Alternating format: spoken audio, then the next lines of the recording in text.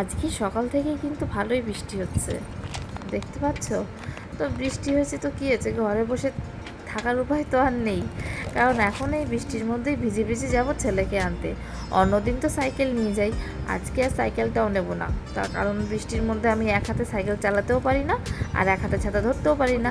আর ওই যে দেখতে পাচ্ছ তো আমার বান্ধবী দাঁড়িয়ে আছে, ওর ছেলে আর আমার ছেলে একসাথেই পড়ে।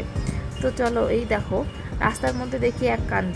আমার পাশের বাড়িতেই যে ফুল গাছগুলো রয়েছে সেইগুলোর থেকে এই ভদ্রমহিলা একদম সকাল 10:30টার সময় কুড়িগুলো ছিঁড়ে নিয়ে পালাচ্ছে।